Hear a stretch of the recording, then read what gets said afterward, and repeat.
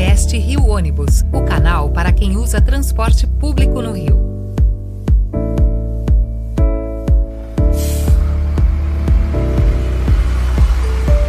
O podcast do Rio Ônibus, o seu ponto de encontro para conversas sobre mobilidade urbana, transporte público e as histórias que movimentam o Rio de Janeiro. Eu sou Paulo Valente, diretor de comunicação do Rio Ônibus, e te convido a embarcar com a gente nesse bate-papo que conecta você à nossa cidade. A reflexão do nosso episódio de hoje é sobre segurança viária e como o planejamento de mobilidade urbana pode impactar diretamente a vida de quem circula pelas cidades todos os dias. Recentemente foi publicado o estudo Impacto da Faixa Azul na Segurança Viária: Sinistros, Velocidade e Percepções de Motociclistas em São Paulo, que avaliou se a criação de faixas exclusivas para motocicletas realmente salva vidas ou se apenas organiza o fluxo ao custo de novos riscos. Para detalharmos as descobertas dessa pesquisa, recebemos hoje o professor da Escola Politécnica da USP e coordenador do estudo, Matheus Humberto. Matheus, muito obrigado por aceitar o nosso convite para falar aqui com o Rio Ônibus e com os nossos ouvintes sobre um problema que tem nos preocupado muito, que é a questão do aumento absurdo no número de motocicletas rodando pelas cidades. Não há um dia aqui no Rio de Janeiro que a gente não ligue o noticiário e que não mostre, olha, linha amarela, linha vermelha, Avenida Brasil, as principais vias da cidade estão com engarrafamentos causados por conta de acidentes com motocicletas. Não há um dia que a gente veja notícia de assalto que não esteja uma motocicleta envolvida, dando fuga aí mais rápida ao pessoal. Eu, em especial, todos os dias eu tenho problema com algum motociclista que meu carro é grande, as vias são apertadas, e volta e meia, se eu paro um pouquinho mais para o lado do meu carro numa via, tomo aquela buzinada, tomo um chute no espelho retrovisor, tem sempre alguém. Fora a questão da saúde que envolve tudo isso. E no Rio de Janeiro nós vimos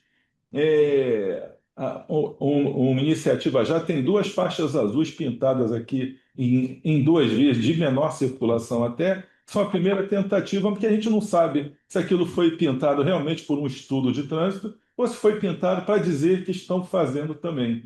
Então, é um prazer conversar com você que vem estudando esse assunto.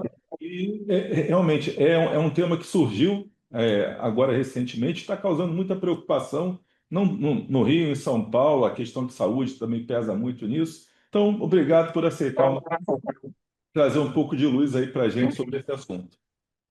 Maravilha, eu que agradeço pelo convite. É isso, eu venho hoje com a missão de representar esse consórcio, né, que desenvolveu esse estudo, que foi lançado agora dia 30 de janeiro, mas ele começou quase 2 anos atrás, né? Aí em junho de 24, a gente reuniu esse consórcio, né, composto não só pela USP, né, que é a universidade que hoje eu represento, né, como professor, mas também a Federal do Ceará, contou com os professores Flávio e Manuel, e seus respectivos pesquisadores, né, além do Instituto Cordial, que é uma think tank aqui de São Paulo, e a Vital Strategies, né, que reuniu esse consórcio para buscar responder uma dúvida que a gente estava na altura e que a gente ainda segue, né, com algumas dúvidas, mesmo com as evidências do estudo, que é se a faixa azul realmente ela representa isso que ela tanto é propagandeada, né, que ela é vendida como uma solução que resolve todos os problemas da motocicleta, né? E a gente sabe que mobilidade urbana não existe panaceia, não existe solução que resolve tudo. Metrô não resolve tudo, ônibus não resolve tudo, né?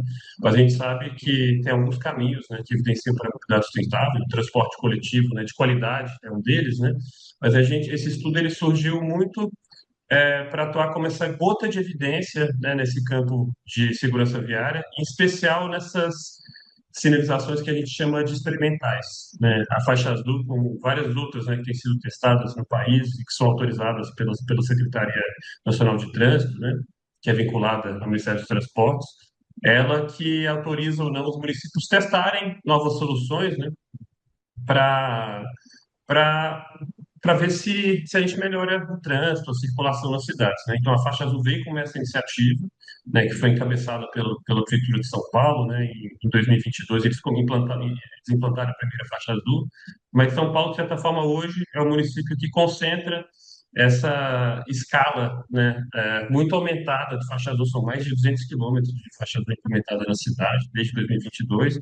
Então, não só em termos de extensão, mas também de prazo, a gente tinha esse laboratório para a gente poder identificar se a faixa azul ela realmente cumpria, né, esses efeitos que a prefeitura tem propagandeado, ao nível isso de soltar balões, né, na 23 de maio, um ano após a implantação, comemorando zero mortes, né, e a gente estava com essa pulga atrás da orelha, olha, realmente é isso, e não com o intuito de questionar a prefeitura, né, mas com o intuito de informar a sociedade, de certa forma, não só a comunidade científica, mas a sociedade civil como um todo, se realmente a gente podia equivaler, né, quilômetros de faixa azul a quilômetros de segurança viária, né, que é o que a Prefeitura de São Paulo apostou, né, nessa sinalização ao ter retirado do programa de metas dessa atual gestão as metas de redução de mortes no trânsito, né, e colocou no lugar implantação de faixa azul, como se fosse um sinônimo de segurança viária. Então a gente veio preocupado, né, também com esses índices de aumento, né, de mortes com motocicletas, principalmente, buscar trazer alguma gota de evidência para daí a gente continuar com o debate público, obviamente.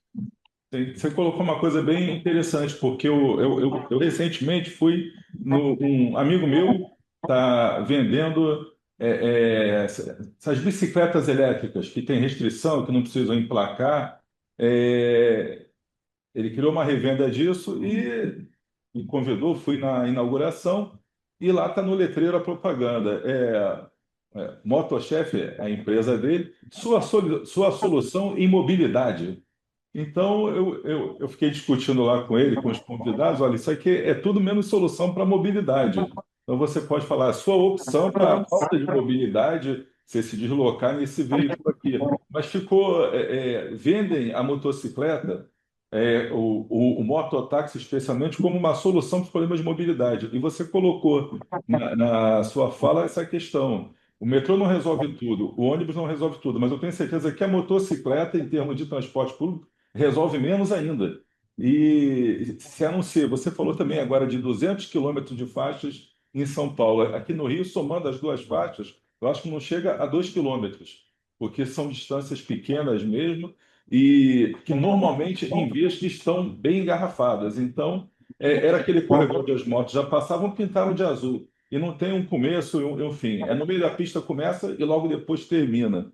Então, você falou, a faixa azul surgiu com o objetivo de aumentar a segurança para os motociclistas, mas na prática, então, feito esse estudo, ela identificou que essa política chega a ter soluções, mas minha primeira pergunta é se a criação da faixa mudou o comportamento dos motoristas e dos motociclistas. Porque isso é a primeira coisa que a gente vê aqui no Rio, pelo menos, o motociclista parece que ele tem um código de trânsito próprio para rodar para lá e para cá. Então, a faixa azul ajudou a orientar melhor os motociclistas, a criar um ordenamento melhor dentro disso?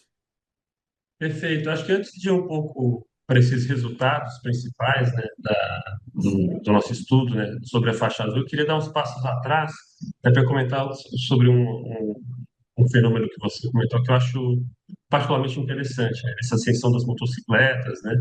E, e dessa venda da motocicleta, né, como uma solução de mobilidade, como você bem comentou, né? A gente sabe que ônibus, metrô não resolve tudo, mas a gente sabe que a solução ela não é via motocicletas e muito menos por automóveis, né?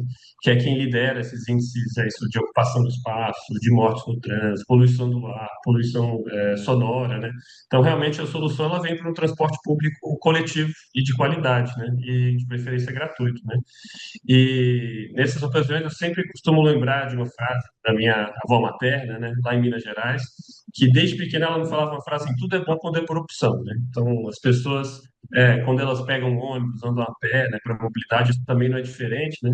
Que muitas pessoas a gente tem visto esse esvaziamento, né, do transporte coletivo, né, com isso não só menos ônibus na circulação, desenhos de linhas, né, que não favorecem o deslocamento não só dos trabalhadores e das trabalhadoras, mas até para crianças acessarem a escola, para mães poderem é, desempenhar as suas atividades que não são necessariamente casa-trabalho, né? Então, realmente, muitas pessoas, e principalmente em contextos periféricos, né, de baixa renda, elas têm visto a motocicleta uma solução de mobilidade justamente por conta desse abandono, né, do poder público de prover um transporte coletivo de qualidade, né? E até fazer uma ponte com o nosso estudo, a gente tentou fugir um pouco de um ponto de vista individualista, né, de culpar os motociclistas, né, por conta de comportamentos que muitas vezes são abusivos até para eles próprios, né, por conta de uma questão estrutural da faixa azul, né? A gente identificou nesse estudo alguns efeitos que não são meramente comportamentais, não são, porque as pessoas são imprudentes, porque eles andam na contramão, porque eles estacionam na calçada, isso de fato acontece, e não é de se negligenciar, né? Mas nesse estudo a gente identificou questões estruturais que efetivamente elas são causadas pelo faixa azul. E para isso, eu menciono esses efeitos contraditórios que o nosso estudo apontou, né? Contraditórios no sentido da percepção dos motociclistas, né? Uma das partes que eu acho muito relevante do estudo é que a gente coletou dados em campo, né? Não só de drones, né? Que eu vou comentar aqui um pouquinho melhor, essas filmagens de trajetórias de motociclistas, desculpa, mas também das percepções dos motociclistas. A gente pegou o público que é mais favorável a essa ideia de velocidade, de de furar o congestionamento e até de comportamentos que são fora, né, do Código de Trânsito, que são os motociclistas entregadores, né? A gente tem previsto cerca de 60 motociclistas, né, que ficavam esperando para entregar, a gente foi lá entrevistá-los sobre a percepção deles da faixa azul, e a gente identificou esses dois fenômenos que são muito importantes para a gente entender a faixa azul como ela é hoje, né? A gente entender isso, a faixa azul ela é uma sinalização que lhes dá uma sensação de pertencimento. Então, assim, olha, finalmente eu tenho uma infraestrutura para chamar de minha. Nunca fazem nada para mim, motociclista. Eu que carrego essa cidade nas costas, né? Isso na, na narrativa de muitos deles tem essa narrativa. Olha, eu entrego porque as pessoas pedem, né? Não é porque eu quero correr, é porque as plataformas elas me induzem a fazer isso porque o cliente também quer que eu entregue rápido, né? Então é contraditório as pessoas reclamarem de motociclistas reclamando, mas também reclamar que a entrega demorou, né?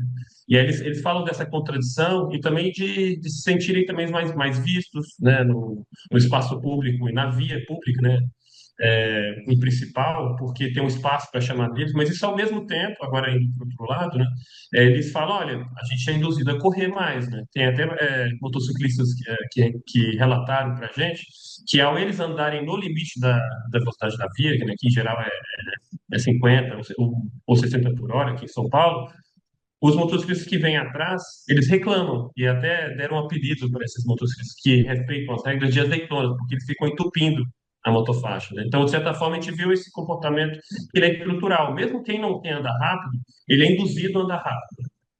E, por fim, também não podemos esquecer para esse público que tem o aspecto das condições laborais, né? Muitos deles trabalham 11, 12 horas por dia, 6, 7 dias por semana, e é óbvio se imaginar que eles estão cansados, né, que estão fatigados, não só em termos físicos, mas também em termos psicológicos. Isso também influencia essa percepção de segurança deles. Isso consta em faixa azul, né? Mas, de fato, essa indução às velocidades mais altas é bem evidente. E aí, indo para os outros dados que a gente coletou em campo, né, a partir dos drones, né, isso liderado principalmente pelo professor da Federal do Ceará, a gente identificou algo que é muito gritante. Assim, nessas vias que tem um limite de 50 por hora, e até dando uma margem, né, de tolerância assim, de 10 km por hora a mais acima do limite de velocidade, esse excesso de velocidade do motociclista que trafegam acima de 60 por hora, ele pula de 30% para 80% em vias com faixa azul. Então, mostra que isso não é uma questão comportamental e individual desses motociclistas, é uma questão estrutural, que a forma como foi implementada a faixa azul parece estar aumentando, né? E isso é muito mais crítico quando a gente observa essas regiões perto das interseções das vias, né? Que é justamente pensando isso, o motociclista, quando ele entra na faixa azul, ele não necessariamente ele vai do começo ao fim. É muito mais simples aí nas faixas que vocês têm no Rio, que elas são muito curtas, né? Mas tem alguns trechos de São Paulo que que você pode circular 10, 20 quilômetros, tudo na faixa azul. Mas as pessoas elas têm que ir das origens até os destinos delas, né? Então elas têm que entrar no meio da faixa azul e sair no meio dessa faixa.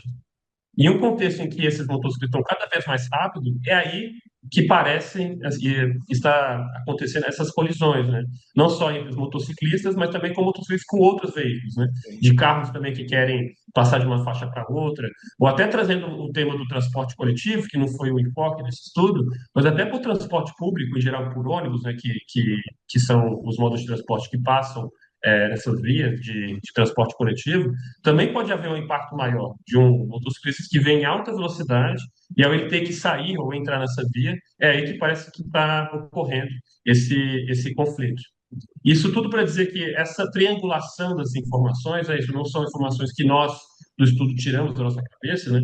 A gente ouviu os motociclistas, a gente mediu velocidades por meio de drones, isso é muito relevante porque a gente tira esse viés, né, do motociclista e também de automobilistas, né, de reduzir a velocidade perto dos radares, então a gente tirou esse efeito ao gente medir por drones e a gente mediu esse aumento ou esse decréscimo, né, de sinistro de trânsito entre meio de quadra e interseção e também identificou esse mesmo efeito de motociclistas terem uma menor percepção de risco e, de fato, ter um risco objetivamente maior, né, de colisões com motociclistas causados pela faixa azul de forma estrutural e não só de forma individual ou comportamental.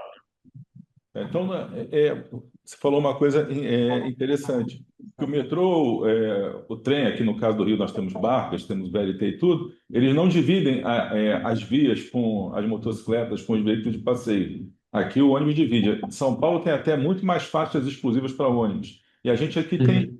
esse problema, essas interseções. E o que a gente vê é isso, enquanto o trânsito está parado para o ônibus, para o veículo de passeio, as motos passam numa velocidade que parece até muito maior às vezes do que eles efetivamente rodam. Se você está a 10 por hora, ele passa a 50, parece uma grande vantagem. E a gente vê isso, o que você colocou, o impacto que gera um acidente de moto. Ele impacta, às vezes, a operação de várias linhas de ônibus. Aqui no Rio, nós trabalhamos com programação, com metas determinadas pela prefeitura, até para o pagamento do subsídio que é dado às empresas. E se tem um acidente de motocicleta e você não consegue cumprir o número de viagens em determinada faixa, você não recebe o subsídio e ainda é multado por não cumprir aquela meta, quando é uma coisa que não tem nada a ver com a história. Então, foi interessante. E isso que você colocou, porque aqui no Rio nós não temos uma medição ainda bem feita do impacto que as motocicletas causam. E muita gente aqui ainda está falando de implantar mais faixas azuis, tentando diminuir esse problema. E o que você traz é que, olha, foram colocadas as faixas azuis, mas não necessariamente se reduziu, então, a quantidade de acidentes. Continuam acontecendo, até por, mesmo tendo a faixa, nas interseções acabam acontecendo os mesmos problemas. Então, realmente não é melhorou de uma certa forma no pertencimento, no ordenamento do trânsito, mas não impactou no número de acidentes, então. Continua apresentando o Justamente. mesmo problema, né? É justamente esse fenômeno de heterogeneidade das velocidades de circulação já é apontado na literatura científica e nas políticas públicas como o principal fator de risco de mortes no trânsito, né? E até isso não serve como uma temperatura, né? Como se fosse um indício de uma doença, né? Acho que a gente não deve esperar a pessoa piorar, né? O nosso paciente piorar, né? No Exatamente. caso da cidade, as pessoas, para se fazer medidas efetivas. Então, só esse aumento da velocidade, ou dessa diferença de velocidade entre a motocicleta e outros veículos, e principalmente com o transporte público, né? Como você bem mencionou, que deve ser um enfoque, né, de política pública, isso também já é um alerta para gente rever essa política. E é isso, tem muita coisa para ser feita, né? Sim, sim. Não só especificamente com a faixa azul, é isso de fazer desenhos melhores nas interseções, um controle melhor das velocidades, ou mesmo vias, né, que sejam melhor projetadas pelo desenho urbano, né, para que as pessoas não desempenhem velocidades tão altas, né? Isso não só motocicletas, mas também automóveis, né, quando tem a liberdade para isso, né, quando não tem congestionamento. Mas eu nem comecei a falar, e também não é um enfoque do estudo principal, né, do principal efeito colateral, né, que é você fazer uma infraestrutura que é dedicada para motociclista, que vai incentivar a modo de circulação, seja para trabalho, seja para deslocamento pessoal, que é talvez o efeito que eu acho mais perverso, né, que é de esvaziamento do transporte público.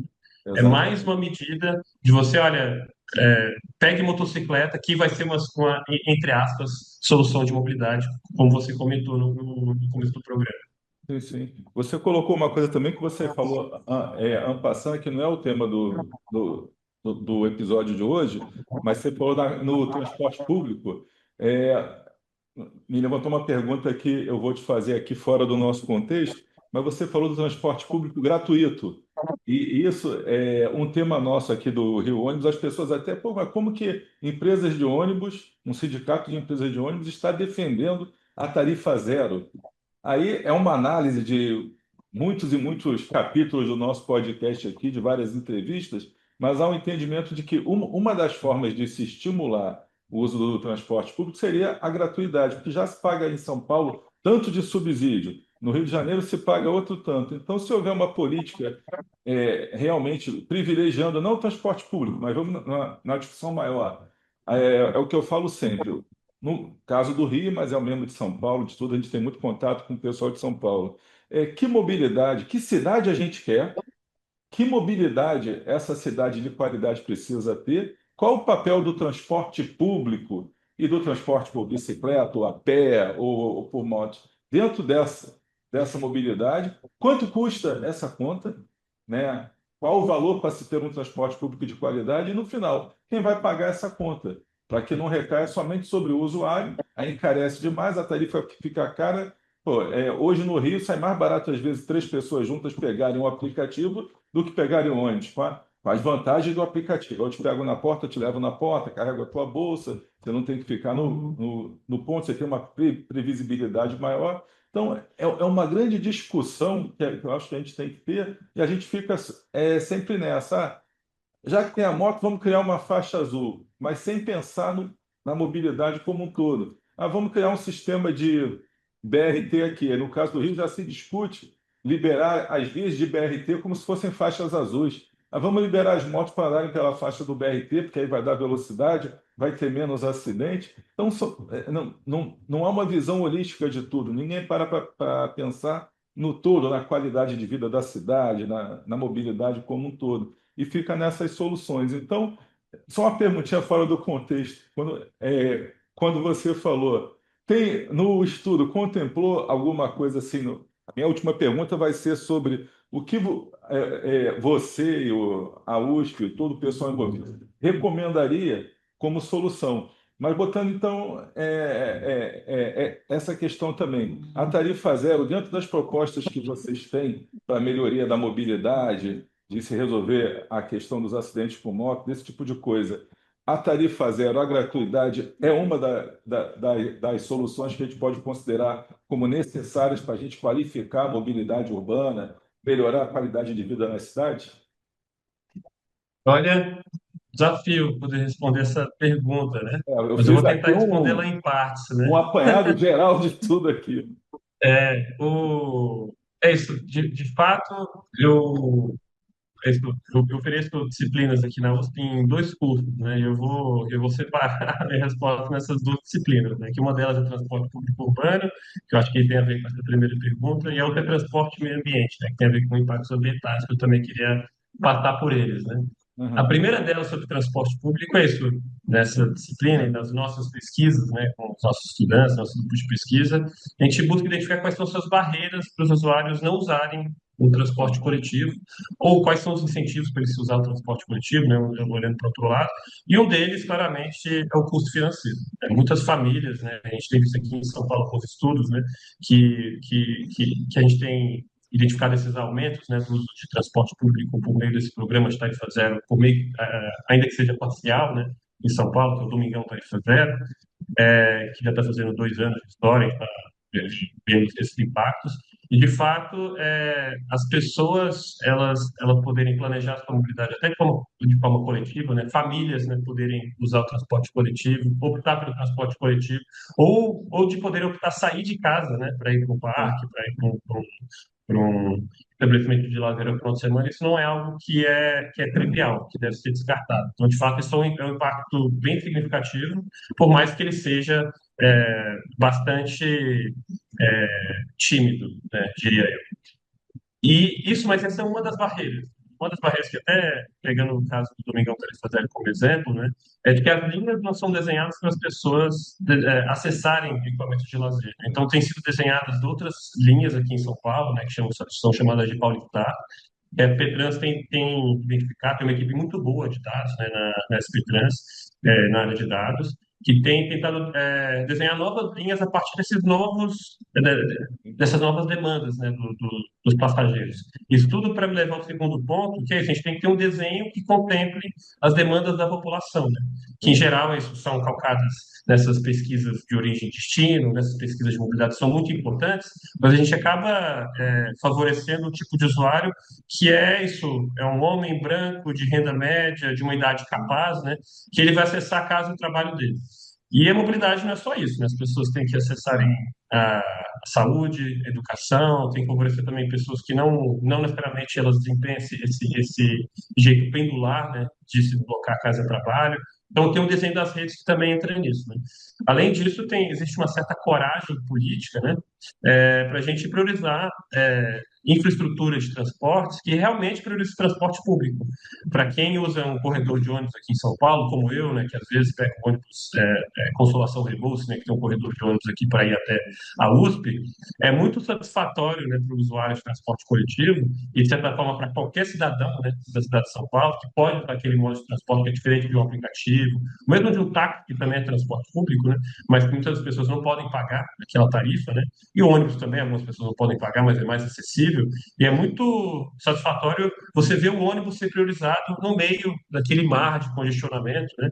E não é positivando o congestionamento para os outros, né? Não é pimenta nos olhos dos outros, né? Que eu estou falando, mas de certa forma isso é priorizar o coletivo mesmo, né? Então, é isso. Eu falei um pouco de custo, eu falei um pouco de desenho do sistema, e falei um pouco de infraestrutura para não falar de vários outros fatores, né? Por exemplo, como conforto, como políticas de pertencimento dentro do transporte coletivo. Eu nem vou entrar aqui em discussão nessa resposta, né? Mas tentando identificar os três que eu acho principais, né?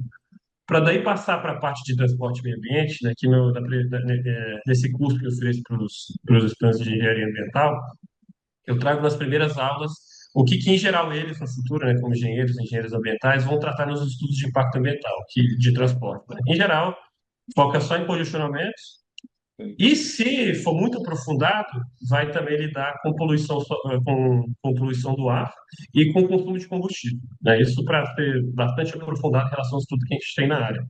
E esse estudo da faixa azul, né, e vários outros estudos que também têm a ver com o transporte coletivo, com a priorização do transporte coletivo, de certa forma, de uma cidade mais humana, mais sustentável, a gente esquece que tem muitos outros problemas que o transporte causa, né?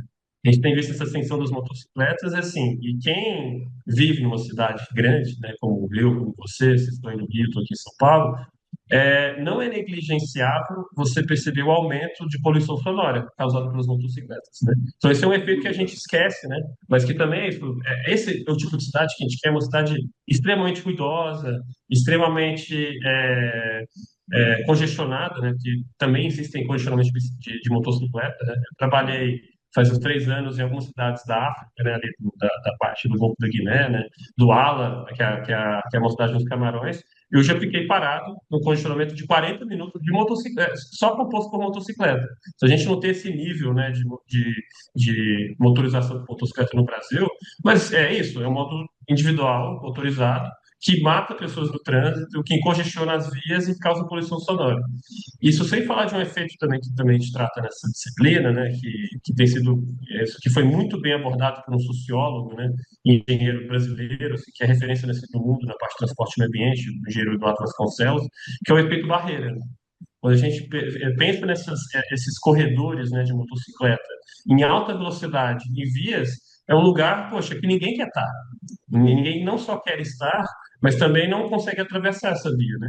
Então, com isso, a gente tem esse aumento não só de taxa de congestionamento, de poluição do ar, de poluição sonora, mas também isso de impermeabilização do solo, uma vez que a gente precisa de asfalto para isso. A gente tem esse efeito de poluição visual, de vibração, né, que é muito causado por essa forma como a gente vê a cidade, né? Como a gente imagina uma visão de cidade no futuro, né? Isso eu faço essa ponte, né? No começo também falo sobre priorização do transporte coletivo, sobre esses efeitos, né?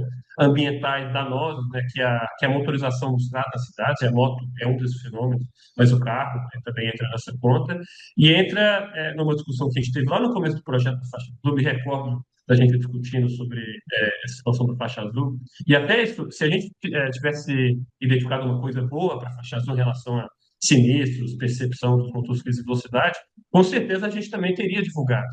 Mas, de qualquer forma, sem colocar essa pulga atrás da orelha, que é, poxa, beleza, imagina a gente projete uma faixa azul que seja super benéfica, né, para as pessoas em termos de sinistro de trânsito, que ela não aumente a velocidade dos motociclistas, mas, poxa, esse é o tipo de cidade que a gente quer ver no É futuro, né? Um tipo exatamente de isso. cidade que você vê todo mundo circulando de moto, que você vê isso, e nisso as propagandas de aplicativo têm trabalhado muito bem, né? Com essa ideia da motocicleta como um veículo de inserção social, né? Um veículo isso que promove o acesso de pessoas de baixa renda, né? Mas isso sem mostrar a parte mais perversa, são as pessoas que ficam paralíticas, né, por conta de sinistro com moto, muitos jovens pretos e periféricos, né, em geral, de baixa renda, que por conta de um sinistro de motocicleta bobo eu digo em termos de gravidade em relação a uma morte, né, mas que ficam meses em cadeira de roda, que ficam anos em clínicas de reabilitação, e essa é a parte que não aparece nas propagandas, né? Essa é a parte Sim. talvez que seja mais perversa dessa visão baseada na motocicleta, né, como um veículo de acesso, né, que não aparece nos debates e que também não foi enfoque do estudo, né, mas a gente não pode negligenciar isso quando a gente pensa em outra visão de cidade no futuro. É isso. Bom, para a gente finalizar, então, Matheus, você conclui que a faixa azul, ela não se configura como uma política de segurança viária e não recomenda a sua expansão? Seria isso? E pensando no futuro da mobilidade urbana, acho que a gente falou um pouco disso já. O que é que as cidades brasileiras ainda precisam fazer para equilibrar a fluidez do trânsito, a segurança, um transporte coletivo mais eficiente? Eu acho que a gente falou disso. Mas aqui para o caso do Rio, então, e voltando para o faixa azul. A gente aqui começou, temos uma eleição agora para governador, mas os candidatos aqui é governador, mas ele promete faixa azul, promete coisas que não estão nem às vezes na área de atuação deles. O que é que você recomenda em termos de faixa azul? É a solução? Existem outras soluções? Ela pode ser mais bem pensada? Encarando isso que a gente falou então, pensando na cidade como um todo, não apenas nessa questão que a publicidade vende. Olha, a Ivete Sangalo anda de mototáxi, a Ludmilla anda de mototáxi. Então, na vida real, como é que isso funciona? O que você recomenda, então, para a gente finalizar aqui o nosso podcast? São maravilhosas essas propagandas, né? Então, assim, estão muito bem produzidas, né? Realmente você fica com vontade de andar de um mototáxi, né? Após ver essas propagandas, né? Mas realmente é a superfície, assim, né? A gente tentou trazer aqui um ponto de vista um pouco mais aprofundado e também muito menos atraente, né, para o público em geral, que é o estudo acadêmico, né? Mas a gente tem interagido, né, com agentes aqui da Prefeitura de São Paulo, a Companhia de Engenharia de Trânsito, o ACT, né, que a gente chama aí no Rio, você chama lá de SET, né, SET Rio. Até Sete Mas Rios. a gente tem interagido aqui com o pessoal da CT e também com as pessoas no Ministério dos Transportes, em especial da Senatran, né, que é quem, em última instância, quem vai tomar essa decisão, né, de expandir ou não a faixa azul e, de certa forma, para poder replicar isso como modelo para os municípios, né? Para eles terem diretrizes de como aplicar a faixa azul, etc. Então, a gente, como instituição acadêmica, né, eu digo pela USP, pela UFC, a gente atua como servidor público, né, como professores que estão fazendo pesquisas, não só sobre faixa azul, mas tentando desenhar o melhor estudo possível a partir dos dados, né, a partir do tempo que a gente tem para fazer esse estudo, para daí esses tomadores de decisão, né, no caso do Ministério dos Transportes, poder tomar a melhor decisão possível. A gente sabe que a decisão ela não é só pautada por critérios técnicos, tem muitos critérios políticos, né, que são importantes nessa conta, né, não é de se negligenciar, né, mas de certa forma a gente quis trazer essa gota de evidência, né, como comentei no início, Olha, talvez a faixa azul não seja tudo isso, da forma como ela foi implementada, obviamente. Tem muito a ser melhorado, então vou melhorar nesse aspecto. Tem outros aspectos a serem considerados para a melhoria dessa faixa azul. A gente tem outras recomendações no estudo de gestão de cidade, desenho urbano, de incentivo ao transporte público também entrou, por mais que não fosse o escopo do estudo, isso entrou com uma recomendação muito forte. Esse é o remédio, essa é a bala de prata que nós temos para a segurança viária, né? É transporte público de qualidade, né? Claro que a gente não faz isso da noite para o dia, né? Mas se a gente tem que priorizar alguma coisa, né, de mobilidade urbana como um todo, né, pensando na cidade como um todo e no longo prazo, ela não vai vir em forma de faixa azul. É isso que eu acho que os governantes têm consciência, mas o relógio eleitoral, né, político, ele é muito diferente do nosso relógio aqui da universidade. Então, o que a gente recomenda do estudo é que não haja a expansão, né, da faixa azul, da forma como ela está sendo implementada, e se houver um prolongamento desse período de testes, né, que vai ser proposto pelo Ministério dos Transportes aos municípios, né, que estão pleiteando faixa azul, além do Rio e de São Paulo, também o município de Salvador implantou que eles chamam de motofaixa, é o único município que não chama de faixa azul, né? A cidade de Fortaleza também começou a implementar, outras, Matão, no interior de São Paulo, começou a implementar. Então, tem alguns casos que já estão pipocando, né, no Brasil, que também estão testando isso. E eu acho que é importante para a gente testar, mas também sem perder essa responsabilidade, né, de que isso pode estar ocasionando não só uma mudança estrutural, né, no sistema de transporte das cidades, né, ao fomentar essas velocidades altas de motocicleta, mas também fazendo com que isso, a gente esteja evidentemente priorizando um modo de transporte individual, como a motocicleta. Tem muitas provas de que a solução não vai vir por meio dela, né? Então, isso é bom. Bom, pessoal, agradecendo mais uma vez aqui ao Matheus Humberto, professor da Escola Politécnica da USP, que coordenou esse estudo sobre o faixa azul. Chegamos ao fim de mais um episódio do podcast do Rio Ônibus. Agradecemos a você, ouvinte, por nos acompanhar nesse bate-papo sobre mobilidade urbana. Continue nos acompanhando e fique ligado para não perder o próximo destino. Até a próxima. Apresentação e supervisão, Paulo Valente. Roteiro e produção, Peter Barcelos. Produção técnica, One Marketing. Rio Ônibus. Seu dia passa por aqui.